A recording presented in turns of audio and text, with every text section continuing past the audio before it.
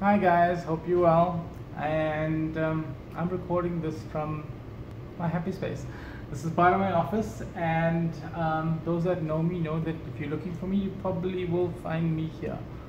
Besides the work and the passion that comes from it, I've made sure that in the office itself I have little trinkets, all of that which adds some value or some memory or something significant to me. Nothing of any significant financial value, like this picture behind. I mean, this is just a color copy of the Indian cricket team when they won the World Cup. But what makes this significant to me is the signatures that are on it. It's got the original signature of Tendulkar, of Virat Kohli, Dhoni. But a little quick story. How I got those signatures is I'm a die-hard fan, especially of the icon Tendulkar. Years back when they were here, myself and Lisa literally stalked them.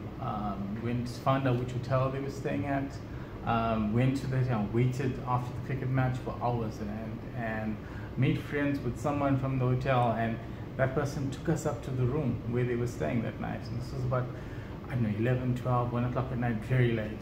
Knocked on the door and asked them if they would sign it. And they obliged. I mean, they literally took us into the room in the middle of the night, had a conversation, and this is one of the most humbling experiences. And things that got dear to me, so that's up there. And yeah, anyway, I digress. Why I wanted to chat to you was to talk about a principle, a term that was used and is going to be used in our worldwide and in this country for months to come, not years, and that is force majeure. Our president, the phenomenal man that he is, who has undoubtedly changed the course and destiny of this country by taking the steps that he has, last week made reference to this and essentially pleaded that people should not readily claim the defense of this because of the ripple effect that it's likely to have, and it will.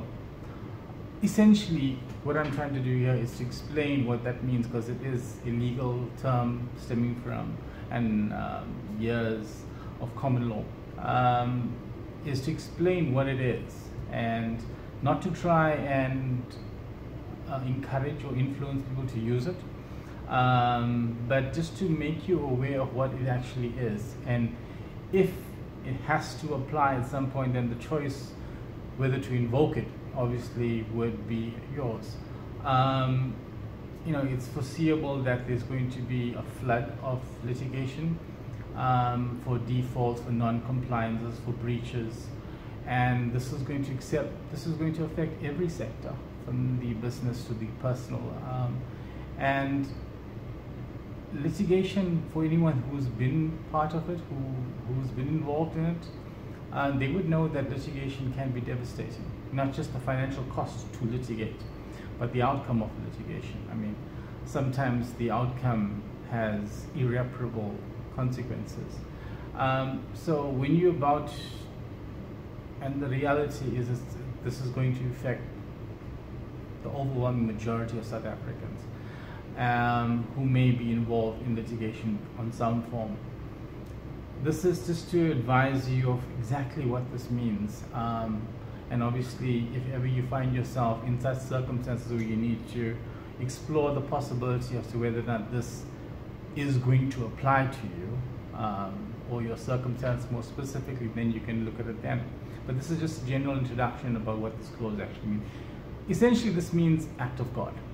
And I think, without a doubt, it can't be denied that what's happening in the world with this COVID-19 qualifies within the definition of an act of God. So the first step, for lack of better words, we can tick that box. Second is, we need to establish what exactly and how it will affect your contracts, and how it will affect your compliance. You must be able to show that performance was impossible, was unavoidable, could not have been done, and that must be objectively shown. What that means is, on the facts that you claim, or it is claimed that performance was not possible, any other person or a court must be able, on those same facts, to objectively say yes, that performance was not possible. And if that is shown, then the person or the entity would be exonerated from any liability that would follow, and obviously the consequences of that. But also, very importantly, and I think this is crucial for what's going to be happening from this period forward, in other words, from the lockdown, is that the event cannot, the event must follow. In other words, the contract must be in place, and then the event that you claim gives rise to the impossibility must follow thereafter. So you can't have, for example, we now know of the virus, we know of the lockdown, we then enter into contracts, and then we then claim we can't possibly perform. That would be bad faith, and in fact that it could even attract criminal sanctions for fraud. But so the event has to, it can't be at a later stage. We also have to show that, and fundamental to every principle is good faith. The courts are going to be clarifying and better defining exactly the context of this principle as it gets tested. But essentially, if somebody wants to claim this, they have to, in good faith, show that performance was not possible. Once you've done that, you may very well satisfy the conditions for the applicability of this defense.